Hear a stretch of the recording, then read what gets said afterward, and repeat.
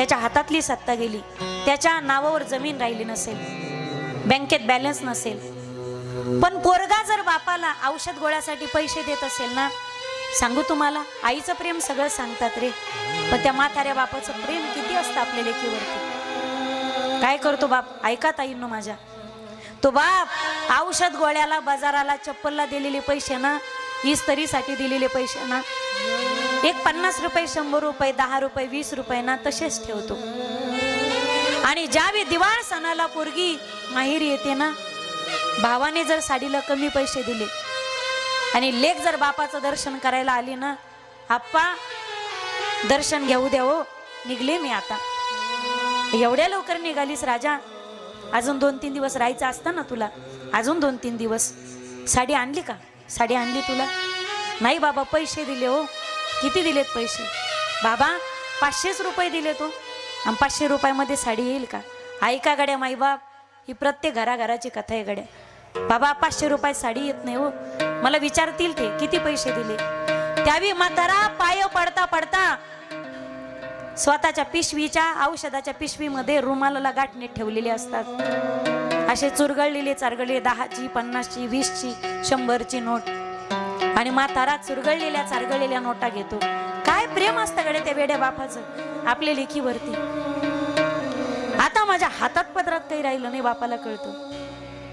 बाप त्या रुमालाच्या गाठीतले पैसे काढतो आणि लेक पाया पडते ना, हळूच तिच्या हातावर टेकवतो. नको बाबा, मला तुम्हाला लागतील औषधासाठी, दवाखान्यासाठी, राहू दे. म्हातारा झालं, तुझ्या बापाच्या हातात आता काहीच राहिलं नाही गड्या. पण हे 5-50 रुपये येत नाही, जेवढे भरतील तेवढे. भावान दिलेले 500 रुपये आणि हे काय भरतील 100-150 रुपये. याची ना चांगली साडी घे आणि घरी जाताना निसून जा, सासू विचारेल तुला. जोपर्यंत बाप आहे ना माईबाप, पोरगी माहेरावून येताना कधी बिगर साडीची येणार नाही गड्या, कधी बिगर बांगडीची येणार नाही, कधी बिगर पैशाची येणार नाही. हे प्रेम बापाचं आहे. बाप असताना ना आपला दबदबा काही वेगळाच असतो गड्या. कोणताही बाप राजा नसतो रे माझ्या दादांनो, पण प्रत्येक बापासाठी त्याची पोरगी ही त्याची राजकुमारीच असते गड्या. तो बाप भली अशिक्षित असेल, सुशिक्षित असेल, तो शिकलेला असेल वा शिकलेला नसेल, अरे देखणा असेल बाप, म्हातारा असेल अथवा तरुण असेल, पण प्रत्येक बापासाठी आपली पोरगी राजकुमारीच असते. बोलू जबाबदारीचं वाक्य, बोलू माईबाप. कोणताही बाप राजा नसतो माईबाप, पण भले आमचा बाप भिकारी असेल, पण त्या भिकारी बापाच्या दारात सुद्धा आम्ही पोरगी राजकुमारी सारखं राज्य करतो, राजकुमारी सारखं राज्य करतो. ते सुख तिला तिच्या उभ्या आयुष्यात तिचा जहागीरदार, आमदार आणि खासदार नवरा सुद्धा देऊ शकत नाही. जे भिकारी बाप आमचा आम्हाला 5-25 रुपयामध्ये जे सुख देतो ना, कोणीच देऊ शकत नाही. मागे काय झालं, आमच्या गाडीवरती एक ड्रायव्हर होता आणि आळंदीत आम्ही दर्शनासाठी उतरलो. त्याने पटकन दर्शन केलं आणि एका दुकानात गेला. तिथून ना एक रबराचं पाकिट घेतलं आणि एक तिकिटाचं, एक असं तिकटाचं पाकिट घेतलं, कपाळाला लावायच्या टिकल्या. 5 रुपयाचे तिकिटाचे पाकिट घेतलं एक, आणि 5 रुपयाचं रबलाचं पाकिट घेतलं आणि घेऊन आला तो. आणि ताई म्हणे तुमच्या पिशवीत तरी जरा ठेवून द्या, आणि घरी जाताना मला आठवण करा बरं का, उगं कुठं पडलं तर. मला हसू आलं. म्हणलं भाऊ वहिनींसाठी घेतलंय वाटतं नाही का, वहिनींसाठी. म्हणलं नाही. तो म्हणे नाही ताई, मी बायकोसाठी नाही घेतलं माझ्या, तर माझी छोटीशी पोरगी घरी 10 वर्षाची. ताई तुमच्यासोबत फिरतो ना मी कीर्तनासाठी 10-10 दिवस, आणि 15-15 दिवस ना घरी जाणंच होत नाही. पण मी ज्यावेळी घरी येतो ना, तेव्हा ती पोरगी पडत होती, पप्पा आले, पप्पा आले, पप्पा आले. आणि तेव्हा तिच्यासाठी, तिच्या हातावर देण्यासाठी ना माझ्याकडे काहीच नसतं. हे 5 रुपयाचं तिकटाचं पाकिट आणि रबलाचं पाकिट जर हातावर ठेवलं ना, माझी पोरगी इतकी नाचन, साऱ्या गल्लीत दाखवेन माझ्या पप्पाने मला काय आणलंय, माझ्या पप्पाने मला काय आणलंय. म्हणलं भाऊ 10 रुपये खर्च केले तुम्ही नाही का, आज कधी चहाला तुम्ही 5 पैसे सुद्धा खर्च करत नाही, एवढी काटकसर लेकरांना शिकवण्यासाठी. आणि आज तुम्ही 10-15 रुपये खर्च केले, उडले म्हटलं तुमचे 10-15 रुपये. त्यावेळी त्या माणसाने उत्तर दिलं, ताई आजपर्यंत सगळ्यासाठी माझ्या जीवासाठी सुद्धा मी काटकसर करतो, 5 रुपयाचा चहा सुद्धा पित नाही, तुम्ही पाचता तोच तेवढा चहा पितो म्हणे मी. पण सांगू ताई, भले माझी किती गरिबी असेल गड्या, पण मी आता ना माझ्या पुरीला ना 5-25 रुपयाची होईना का पण वस्तू ना घरी घेऊन जातो. का? तुम्हाला नाही कळणार ताई, जोपर्यंत पोरगी आपल्या घरी असते ना, भलेही बी गरिबी असेल बापाची, पण जी मागत असेल ना ते ना तिला बापाने खुशीने दिलं पाहिजे ना, आनंदाने दिलं पाहिजे. 5-25 रुपयामध्ये त्या लेकराचा आनंद दडलेला असतो रे. एक फुगा घेऊन द्या तुम्ही, त्या फुगा घेऊन सुद्धा ती पोरगी नाचते. चप्पल आणा 50 रुपयाची, एवढा आनंद होतो त्या पोरीला. एक टिकल्याचं पाकिट घेऊन द्या, तिला इतका आनंद होतो. ताई, जोपर्यंत पोरगी आपल्या घरी असते ना, तोपर्यंत तिने मागील ते द्यायचं असतं गड्या.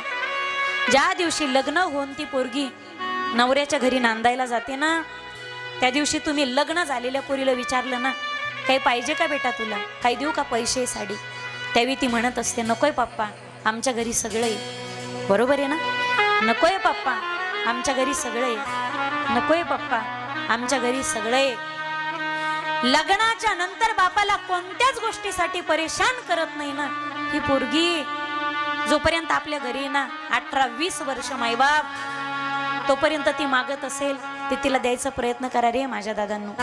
नंतर काय होतं ना, तुमच्याकडे पैसा असतो, तिच्यावरती प्रेम सुद्धा करावं वाटतं, पण ती लहान होत नाही. आपल्याकडे वेळ असतो, पण तिचं लहानपण मात्र परत येत नाही. आधी लहानपण असतं, आपली हुडबुद्धी असते, आपण लेकरासाठी वेळ देत नाही. पैसा नसतो, वेळही नसतो आपल्याकडे. नंतर वेळ असतो पण पैसा नसतो, नंतर पैसा भरपूर येतो पण आपल्याकडे वेळ राहत नाही. म्हणून पोरगी असं फुले जे प्रत्येक बागेमध्ये उमलत नाही. प्रत्येक पोरीच्या आयुष्यामध्ये बाप असतोच, पण प्रत्येक बापाच्या आयुष्यामध्ये पोरगी असतेच असं नाही रे माझ्या दादांनो. तोपर्यंत या जगात माहेरी माईबाप आहेत, तोपर्यंत आपल्यासाठी प्रेमाचे झरे आहेत. माईबाप गेले ना, ते झरे कायम चाटले जातात गड्या.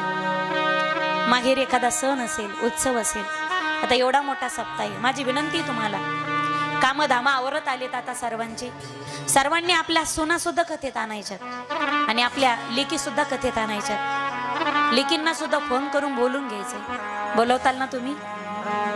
खऱ्या अर्थाने लिंबाजी महाराजांनी त्रिविक्रमानंद स्वामी यांच्या जन्म आणि पुण्यतिथीचा सोहळा आपल्या गावात दिवाळी म्हणून साजरा झाला पाहिजे. बोलवा तुम्ही. माहेरी सण असेल, उत्सव असेल तर वाट पाहण्यासाठी ना आईच लागते गड्या. सारखी म्हणते ती, माझ्या लेकीला फोन लाव तू दादा, आपल्या ताईला फोन लाव, तिला घेऊन ये तिला, सारखी म्हणत असते ती. सामान्य बाईचं जेवढं प्रेम आहे आपल्या माहेरावरती, तेवढं सती मातेचं प्रेम आहे. सती हट्ट करते, पण माहेरात गेल्याच्या नंतर दक्षाने सक्त ताकीद दिलेली आहे आपल्या सगळ्या पोरींना. सती येईल, हट्ट घेऊन आलेली, हट्टाची माझी सती, ती हट्ट केल्याशिवाय राहणार नाही, माझा जावई येणार नाही. पण आल्याच्या नंतर सतीला कोणी मान सन्मान द्यायचा नाही, तिला बोलायचं नाही कोणी, सगळ्यांनी मिळून सतीचा अपमान करायचा. सती जाते, सगळ्या बहिणी हसत खेळत असतात, पण एकदम सती गेल्याच्या नंतर सगळ्या बहिणी एकदम हसायच्या बंद होतात आणि सतीचा अपमान करतात. एक बहीण म्हणते, सती तुझ्या नवऱ्यानं काही वाहन घेतलं का नाही का म्हणे, अजूनही बालावरच फिरतो, काही घेतली की नाही तुझ्या नवऱ्याने, काही गाडी, काही मर्सिडीज, एलेंट्रा, ऑडी काही घेतली का नाही म्हणे अजून. नाही ग दीदी. एक बहीण म्हणे, सती तुझा नवरा काही कपडे बिपडे घालतो का नाही, अजूनही बोंबलत फिरतो म्हणे उघडाच. नाही ग दीदी. एक बहीण म्हणे, सती तुझा नवरा काही लॉकेट बिकेट घालतो का नाही, का अजूनही मुंडक्याच्याच माळा गळ्यात घेऊन फिरतो. एक बहीण म्हणे, सती तुझ्या नवऱ्यानं काय घरदार बांधलं का नाही, अजूनही स्मशानातच राहतो म्हणे. नाही ग दीदी. बहिणी बोलू लागल्या, पण हिनवू लागल्या मायबाप. जखमेवरती काही ना मीठ चोळायची सवयच असते. भगिनी मिली बहुत मुसकाता, सादर भली ही मिली एक माता. सतीला अपमान वाटला, सती आईकडे गेली. आईच्या गळ्यात डसडसून सती रडू लागली. आई बघ ना ग, माझ्या ताई मला कशा हिणवतात, माझ्या बहिणी माझा कसा अपमान करतात. सती नको देऊस तू लक्ष. सती वडिलांच्या जवळ गेली पण वडील दर्शन घेऊ देत नाहीत. रागात येत वडील, सती